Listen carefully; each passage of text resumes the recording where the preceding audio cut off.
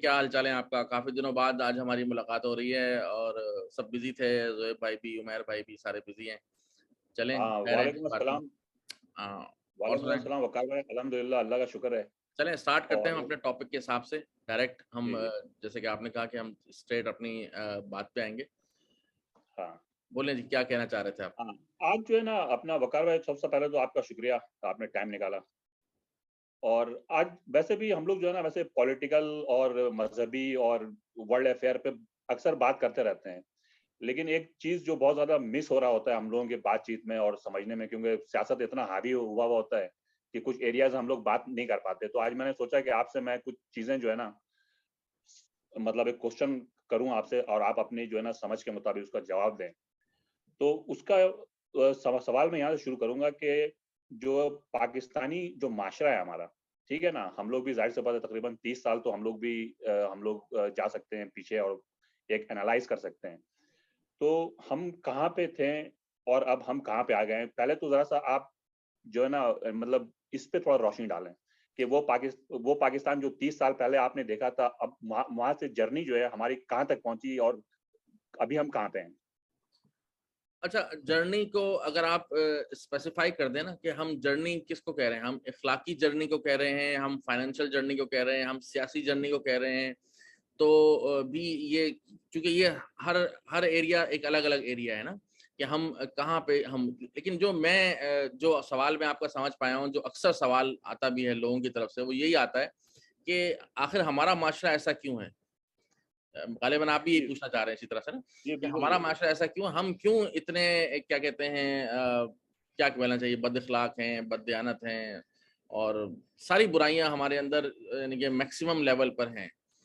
تو میرا اپنا اس میں ایک انالیسس ہے اور میں یہ سمجھتا ہوں کہ اب شاید لوگ اس سے ایگری نہ کریں، کیونکہ لوگ یہ سمجھتے ہیں کہ کیا کہتے ہیں ہم اپنی جان چھڑا رہے ہیں. جان چھڑانا مقصد نہیں، مقصد یہ بتانا یہ ہے کہ جو سسٹم ہے نا، سسٹم یہ انفرادی فرد کو بھی ڈیولپ کرتا ہے، اور جب فرد ڈیولپ ہوتا ہے تو پھر سوسائٹی بھی ڈیولپ ہوتی ہے. آپ اپنی مثال لے لیں، آپ 15 17 18 سال سے کینیڈا میں ہیں، تو اب آپ دیکھیں کہ آپ تو یہیں سے آپ گرو ہوئے نا، پاکستانی معاشرے سے گرو ہوئے، اور وہ ساری جو مطلب بری کوالٹیز تھیں وہ جو آپ کے اندر بھی تھیں، لیکن جب آپ وہاں جا کے رہے تو خود بخود آپ چینج ہو گئے. تو جو لوگ یہاں سے باہر جاتے ہیں وہ بالکل ٹھیک ہو جاتے ہیں، یہاں رہتے ہوئے وہ ہر طرح کی کیا کہتے ہیں رولز کو فالو نہیں کرتے، جھوٹ بولتے ہیں، بددیانتی کرتے ہیں، خیانت کرتے ہیں، ہر طرح کے مسائل، مطلب ایک طویل فہرست ہے اس کی. تو دس از آل اباؤٹ سسٹم. اور سسٹم میں سب سے پہلے جو معاشی مسائل ہیں نا، یہ اخلاقی بیماریوں کی جڑ ہیں ان مائی اوپینین. جو معاشی مسائل ہیں، معاش کا مسئلہ جب تک حل نہیں ہوگا، یہ اخلاقی مسائل اپنی جگہ پہ رہیں گے. آپ ایک 15,000 کمانے والے کو جتنے مرضی لیکچر دے دیں، جو مرضی اس کو وعیدیں سنا دیں، جو مرضی 15,000 20,000 25,000 جو اس سوسائٹی میں آج کل کما رہا ہے، اس کو جب بھی موقع ملے گا وہ جیسے بھی لیفٹ رائٹ کر کے اپنے مسائل کو حل کرنے کی کوشش کرے گا. آپ اس کو جو مرضی سناتے رہیں کہ ایسے ویسے، بجلی چوری کرنے کا موقع ملے گا وہ بجلی چوری کرے گا. ٹھیک ہے نا. اسی طرح ساری چیزیں، مطلب ہم ایک ایک کر کے اگر ڈسکس کرنا چاہیں، ہر جگہ پہ آپ کو معاشی مسائل آگے آئیں گے. تو یہ سسٹم جو نا، یہ آپ کو یعنی کہ اچھائی کی طرف اور برائی کی طرف لے کے جاتا ہے. اوبیسلی آپ کے اندر بھی کچھ ہوتا ہے، لیکن جو سسٹم جس طرف جا رہا ہوتا ہے. اب آپ دیکھیں شہر کراچی میں سڑکوں کا جو حال ہے نا، اگر آپ کوئی کراچی میں آپ لوگوں سے ملتے بھی ہوں گے، اتنا برا حال ہے سڑکوں کا کہ کوئی اس کی حد نہیں ہے.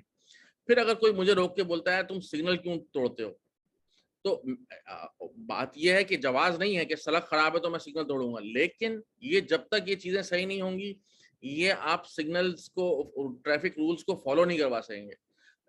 ہر بندہ، میں بھی پوچھتا ہوں کہ یار ٹھیک ہے میں یہ چیزیں فالو کرتا ہوں، مجھے مل کیا رہا ہے آگے سے. اعتراض یہ ہوتا ہے نا ٹیکس کیوں کاٹ رہے ہیں. بھائی اگر ہمیں ٹیکس لگتا ہوا دکھے گا نا تو ہر بندہ، آپ بھی وہاں ٹیکس دیتے ہیں اور اپنی انکم کا کتنا % ٹیکس دیتے ہیں، کیونکہ آپ کو ٹیکس لگتا ہوا دکھتا ہے. جب ہمیں یہاں ٹیکس اپنا لگتا ہوا نہیں، تو اب معمولی چیزوں پہ لگتا ہوا نہیں دکھتا. مثلاً کچرا نہیں اٹھ رہا، مثلاً نالے نہیں صاف ہو رہے، سڑکوں کا برا حال ہے. جب ہمیں اپنا ٹیکس لگتا ہوا دکھتا نہیں ہے تو پھر ایک انٹرنل فرسٹریشن پیدا ہوتی ہے.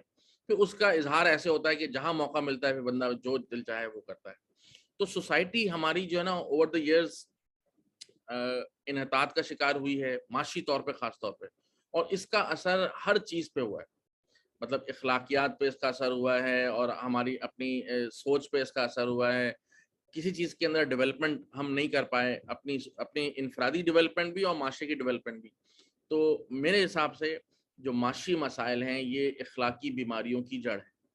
جب تک یہ حل یعنی نہیں کہ ہوں گے. یعنی کہ آپ کا مطلب ہے جو باتیں ساری کلیئر کر دی آپ نے, اس کو ریپیٹ کرنا صحیح نہیں ہے, لیکن مسئلہ یہ سمجھ میں آ رہا ہے کہ اگر آپ فائنینشلی طور پہ بہت زیادہ ویک ہوں گے یا اپنے آپ کو اپنے ویک کر لیں گے آپ کسی بھی وجہ سے, ایکسٹرنل اور انٹرنل فیکٹر کچھ بھی ہو, تو اس کے اثرات آپ کو اپنے جو ہے نا یعنی کہ معاشرے میں نظر آئے گی آپ کو, ٹھیک ہے نا. اور آپ آل آف سڈن چینج نہیں ہوتے ہو, لیکن گریجولی آپ کے ہر چیز کے اندر جو ہے نا گراوٹ آپ آتی چلی جائے گی. مطلب کسی بھی ایریا میں دیکھ لیں, وہ سوچ کے اندر کرپشن جو ہے نا ایک پیدا ہوتے چلا جاتا ہے.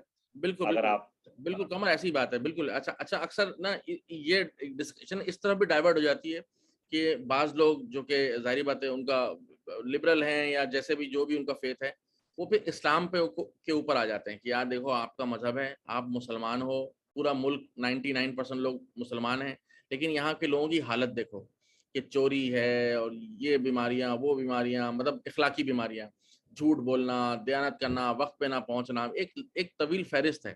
تو اس کا جواب یہی, میرے اس کا جواب یہ کہ اس میں خدا نہ خواستہ نعوذ باللہ مذہب کا کوئی لینا دینا نہیں ہے.